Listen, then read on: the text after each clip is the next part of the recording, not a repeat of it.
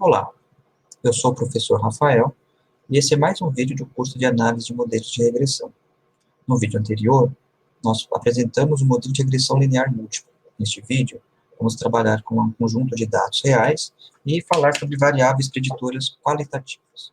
Esse conjunto de dados é um conjunto de dados disponível no R, tem 47 observações e 6 variáveis, onde as observações são províncias na Suíça que falavam francês em 1888.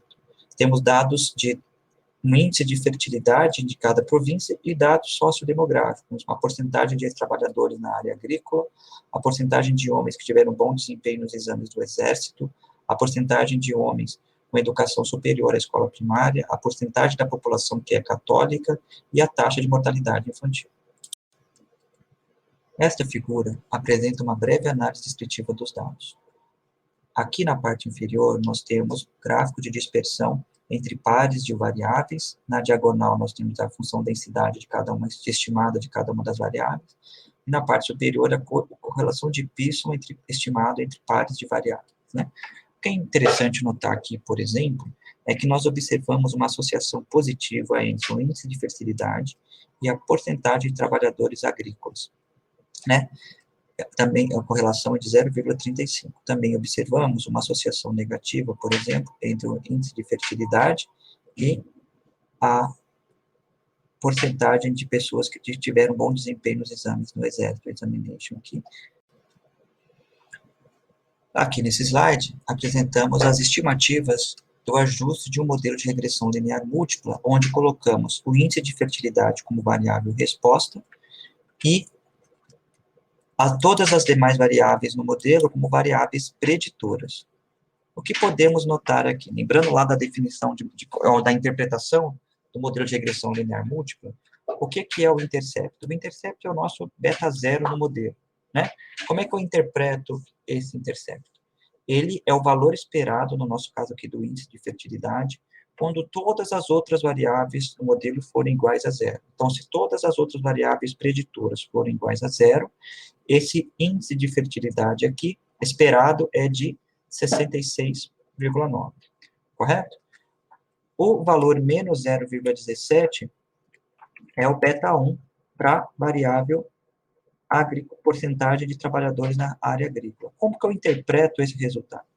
Eu estou dizendo que, se eu fixar todas as demais variáveis no modelo, ajustando para todas as demais variáveis no modelo, para cada unidade, ou para cada 1% que eu altero na variável agricultura, eu diminuo o índice de fertilidade em menos 0,17. Então, esse é o efeito ajustado da variável agricultura para variável fertilidade, onde eu considero no modelo essas outras 4 variáveis preditoras. Da mesma maneira, eu posso interpretar esse coeficiente aqui, seria o beta 2 para a variável examination, que significa o seguinte: para cada porcentagem que eu aumento, para cada unidade que eu aumento na porcentagem de trabalhadores que tiveram bom desempenho nos exames do Exército, eu diminuo o índice de fertilidade em 0,25, fixando todas as outras variáveis do modelo. Então, tem que ter mau cuidado na hora de interpretar esse modelo agora, porque esse não é a associação direta entre uma variável e o índice de fertilidade, mas é o efeito ajustado quando eu controlo meu modelo por outras variáveis preditoras. O que é interessante notar aqui também, como a gente mostrou no slide anterior, a associação direta entre a variável agricultura e fertilidade, ela era positiva. No entanto, aqui no modelo, o efeito ajustado de agricultura, ele é negativo, né? Quando nós temos que uma variável preditora, ela, ao ser ajustada por outras covariáveis no modelo, o efeito dela muda de sinal, isso é chamado de, esse fenômeno é chamado de paradoxo de Simpson. E, essencialmente, isso ocorre porque as variáveis preditoras no modelo, elas não são independentes, existe uma correlação entre as variáveis preditoras no modelo. Então, quando eu corrijo o meu modelo pelo efeito de algumas variáveis preditoras, uma delas, por exemplo, a agricultura, que for a variável de interesse, ela vai ter um efeito. Ela pode mudar o sinal do efeito dela. a gente pode notar, por exemplo, que enquanto a estimativa para o efeito ajustado da variável agricultura de menos 0,17, se ajustássemos um modelo de regressão linear simples, colocando apenas a variável agricultura como covariável, como variável preditora, o seu efeito era de 0,19, era positivo. Então, se eu olhar a associação direta entre agricultura e fertilidade, isso implica que tem uma associação, um efeito positivo. No entanto, o efeito ajustado de agricultura, quando eu coloco no modelo outras covariáveis, passa a ser negativo. Um outro tópico que eu quero abordar com vocês nesse vídeo, rapidamente, ele vai ser retomado em vídeo posterior, é a presença de preditores qualitativos. Então, até o momento, a gente sempre falou de variáveis preditoras, elas eram variáveis quantitativas. No entanto, a gente pode sim ter no nosso conjunto de dados variáveis preditoras qualitativas. Por exemplo, eu posso ter a variável sexo, com 2 valores, feminino e masculino, tipo, se tem ou não ensino superior, entre outras variáveis. Uma maneira de se trabalhar com variáveis qualitativas é a gente construir variáveis dummies ou indicadores. Então, por exemplo, se eu considerar um conjunto de dados da variável y é dado pela permanência no hospital, x1 é uma variável quantitativa, que é a idade do paciente em anos, e x2 é o sexo do paciente, eu posso escrever x2 como sendo 1 se o paciente é do sexo feminino e 0 se é do sexo masculino. Dessa forma, a gente pode escrever o nosso modelo como sendo da maneira usual, como sendo y igual a beta 0 mais beta 1 vezes x1 mais beta 2 vezes x2 vezes mais o erro aleatório, certo? Como é que a gente interpreta esse modelo agora? Veja que, como a nossa variável x2 ela é qualitativa e só pode assumir 2 valores, se x2 é igual a 0, isso significa que o paciente é do sexo masculino. O valor esperado de y vai ser igual a beta 0 mais beta 1 x1. Se x2 é igual a 1, isso significa que o paciente é do sexo feminino. E o valor esperado é beta 0 mais beta 2 mais beta 1 x1. Né? Então, o que o meu modelo está dizendo? Está dizendo que para cada grupo, feminino e masculino, eu tenho uma reta diferente. A reta para o masculino é essa daqui, a reta para o feminino é essa daqui. Onde a diferença entre as duas retas se dá pelo intercepto. O intercepto da reta do feminino é beta 2 a mais do que do masculino, certo? Então, são duas retas paralelas, porque elas têm o mesmo coeficiente angular, ou seja, o efeito da variabilidade é o mesmo, independente do sexo. De modo geral, se a gente tem uma variável qualitativa que tem C classes, por exemplo, C maior ou igual a 2, eu vou criar C-1 variáveis indicadoras para poder escrever o meu modelo. Então, se, por exemplo, eu tiver uma variável qualitativa que tem 3 níveis, por exemplo, aqui uma medida de incapacidade do paciente, como sendo incapaz, parcialmente incapaz e não incapaz, ou seja, tem uma variável qualitativa com 3 níveis, eu vou inserir essa variável no meu modelo, utilizando duas variáveis indicadoras. Uma variável que eu vou chamar de x3, que ela recebe o valor 1 se o paciente é incapaz e 0 caso contrário, e x4 seria parcialmente incapaz e 0 caso contrário. No modelo especificado dessa maneira, nós temos o seguinte: se x3 for igual a 0 e x4 for igual a 0, o valor esperado de y, o que vai ser? É beta 0 mais beta 1 x1 mais beta 2 x2. E esse é o modelo para a situação em que o paciente não é incapaz, porque quando x3 é igual a 0 e x4 é igual a 0, a gente tem um modelo para o paciente incapaz, certo? Se, vou fazer aqui do outro lado, x3 for igual a 1 e x4 for igual a 0, a gente tem um modelo para o paciente que é não incapaz, né? É o não incapaz. E nesse caso, o valor esperado de y vai ser igual ao beta 0, o x3 vale 1, Então, eu vou somar aqui a constante, que é o parâmetro associado ao x3, mais beta 1, x1, mais beta 2, x2, certo? E aí, esse é o modelo para o não incapaz, que a diferença entre ele e o modelo para o incapaz é o intercepto, e a diferença no intercepto é justamente o beta 3. Então, o beta 3 é justamente a diferença no valor esperado quando eu comparo um paciente não incapaz com um paciente incapaz. E, se eu pegar, por exemplo, x3 igual a 0 e x4 igual a 1, eu tenho que esse agora é o modelo para o paciente parcialmente incapaz. E como é que vai ser o valor esperado?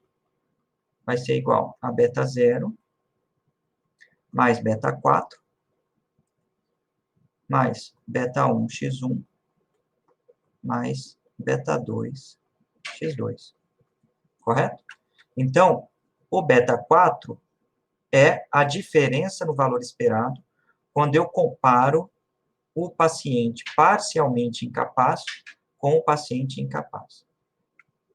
Essa maneira de parametrizar o meu modelo é chamada de casela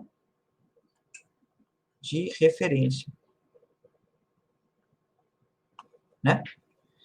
Que significa o quê? Eu coloco um dos níveis da minha variável qualitativa como referência, crio as variáveis indicadoras para os demais níveis, e agora os parâmetros associados a cada uma dessas variáveis representam a diferença no valor esperado para aquele nível da variável indicadora quando comparado com o nível de referência.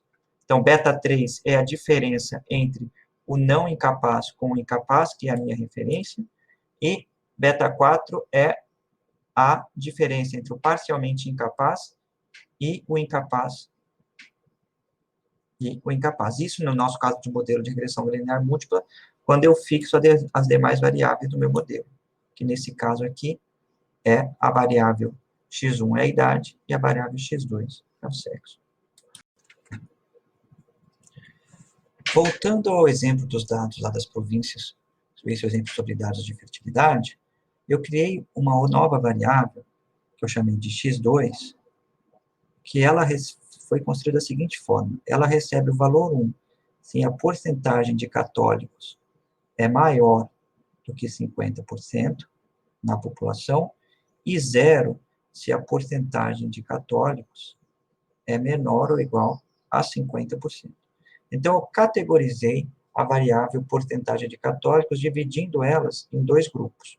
E agora, estou propondo um novo modelo, onde eu tenho uma variável quantitativa, que é a porcentagem de trabalhadores na área rural, e uma variável qualitativa, que divide a população em dois grupos, as províncias com mais de 50% de católicos e as províncias com menos de 50% de católicos. Nós temos o seguinte: quando o x2 for igual a 0, quando a porcentagem de católicos for menor ou igual a 50%, o modelo vai ser dado por beta 0 mais beta 1 x1 mais epsilon. E quando x2 for igual a 1, ou seja, para as províncias com mais de 50% de católicos, o modelo vai ser dado por beta 0 mais beta 2, esse vai ser o intercepto, mais beta 1 x1. Então, a gente está assumindo que as retas são paralelas entre os dois grupos. Aqui nós temos o ajuste do modelo com essas duas covariáveis, a agricultura, que é uma porcentagem, e essa variável binária que foi criado. E a gente tem aqui o intercepto, que é o nosso beta 0. O que é esse intercepto agora? É o valor esperado da fertilidade quando a agricultura e a outra variável binária é igual a 0. Mas a variável binária ser igual a 0 implica que eu estou tratando das províncias com menos de 50% de católicos. Então, o modelo para quando x2 é igual a 0, vai ser dado, né, o valor esperado de y, vai ser dado aqui por 60,8 mais 0,12 vezes x1. E para quando x2 é igual a 1, são os maior porcentagem de católicos, ele vai ser 60,8 mais 7,88 mais 0,12 x1.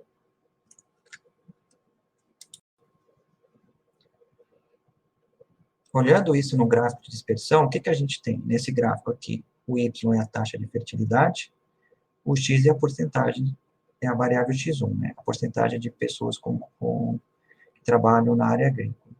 Os pontos vermelhos representam as províncias que têm menos de 50% de católicos. Até 50%, perdão. E o ponto 1, o que tem mais de 50%. Né? O que o nosso modelo está ajustando? Ele está assumindo que eu tenho para cada grupo uma reta e que essas retas são paralelas, ou seja, o incremento na fertilidade, quando eu aumento 1% da porcentagem de trabalhadores que trabalham na área agrícola, é o mesmo, independente do grupo. No entanto, o intercepto é diferente para cada grupo, certo? O coeficiente beta 2, que é o coeficiente da indicadora que a gente criou, é justamente a distância entre essas duas retas paralelas aqui. A gente pode construir um modelo um pouquinho mais sofisticado e assumir que as retas não são paralelas, ou seja, não só eu tenho interceptos diferentes para cada grupo, mas eu tenho também coeficientes angulares diferentes para cada grupo. O que significa dizer que o efeito da variável x1 aqui, a porcentagem de trabalhadores agrícolas, ele varia, ele interage com a variável porcentagem de católicos, binarizada. Qual que é a maneira de se obter esse coeficiente angular diferente para cada reta é por meio de um termo de interação no modelo. Como que a gente faz isso? A gente escreve o nosso modelo com os efeitos, que a gente chama de efeitos principais ou aditivos, correto? E acrescenta um efeito de interação que nada mais é do que o produto entre as duas variáveis preditoras no modelo. Se eu tiver mais variáveis preditoras, eu posso fazer as interações duplas. Nesse caso aqui, o que a gente está fazendo? Quando o x2 é igual a zero, esse termo aqui vai sumir, e esse termo aqui vai sumir. O que vai sobrar é o modelo original que a gente tinha, que é beta 0 mais beta 1 x1. No entanto, quando x2 for igual a 1, eu vou ter que esse termo aqui é igual a 1, então vai ficar o beta 2, esse aqui vai ser o novo intercepto, e x2 é igual a 1, vai sobrar beta 3 vezes x1, e vai, se eu colocar agora o x1 em evidência, eu tenho justamente esse modelo, beta 1 mais beta 3. Então, agora eu permito que tanto o intercepto seja diferente, quanto o coeficiente angular seja diferente entre os dois grupos que eu estou testando, que eu estou estudando. Ajustando esse modelo no R com a função LM, o efeito de interação é incluído quando a gente coloca o produto entre as variáveis. Então, aqui eu estou fazendo a agricultura vezes a variável indicadora, e quando eu expresso dessa maneira na minha linha de comando, automaticamente ele inclui no meu modelo o efeito da variável x1, o efeito da variável x2 e o efeito de interação entre eles. Né? Graficamente, o que a gente vai ter é o seguinte. Agora, eu tenho um modelo, uma reta de regressão para o grupo em vermelho, que é os católicos, as porcentagens de províncias com menos até 50% de católicos, e tenho uma outra reta para as províncias com mais de 50% de católicos. Ela tem interceptos diferentes e ela tem coeficiente angular diferente. Observem que no grupo azul, com mais de 50% de católicos, o aumento no valor esperado médio da fertilidade, quando eu aumento 1% na agricultura, é maior do que quando eu comparo a outro grupo, onde eu tenho menos de 50% de católicos. Eu só consigo obter essas retas concorrentes aqui, não paralelas, colocando o efeito de interação no meu modelo. A gente vai voltar mais à frente a falar mais sobre variáveis qualitativas e também mais sobre interação entre variáveis.